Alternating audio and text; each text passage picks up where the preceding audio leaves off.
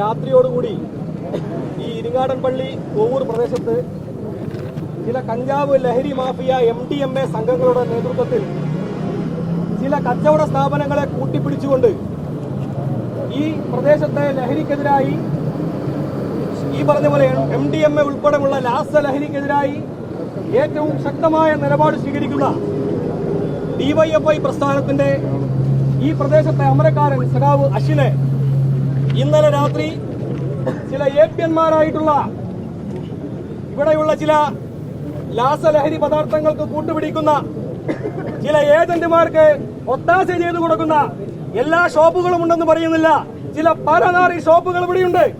ആ ഷോപ്പുകളിലെ ആളുകൾ പുറത്തുനിന്നും കുറച്ച് ഗുണ്ടകളെല്ലാം കൂട്ടിക്കൊണ്ടുവന്ന് ലഹരി പദാർത്ഥത്തിന് അടിമകളെ കൂട്ടിക്കൊണ്ടുവന്ന് ഇവിടെ ഈ പ്രദേശത്തെ പ്രശ്നം പരിഹരിക്കുന്നതിന് വേണ്ടി സംസാരിക്കുന്ന ഇടയിലാണ് DYFIയുടെ മേഖലാ സെക്രട്ടറി സഖാവ് അശ്വിന്റെ മൂക്കിന്റെ പാലം അടിച്ചു തകർത്തത്.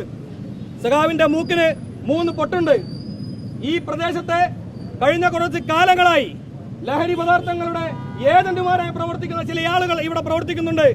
അവർക്ക് കൂട്ടുനിന്നുകൊണ്ട് സ്വന്തം കച്ചവടം വിപുലീകരിക്കാൻ വേണ്ടി ചില ഷോപ്പുകളുണ്ട്. എല്ലാ ഷോപ്പുകളെയും ഞങ്ങൾ ആ ഗണത്തിൽ പെടുത്തുന്നില്ല. അത്തരം ഷോപ്പുകൾക്കുള്ള താക്കീതായിട്ടാണ് DYFIയുടെ നേതൃത്വത്തിൽ ഇത്തരത്തിലുള്ള ഒരു പ്രതിഷേധ പ്രകടനം ഇവിടെ നടത്തുന്നത്. ഈ പ്രതിഷേധ പ്രകടനം കൊണ്ട് മൂട്ടിലെ പൊടിയും തട്ടി പിന്നോട്ട് പോകുന്ന ആളുകളല്ല ഞങ്ങൾ.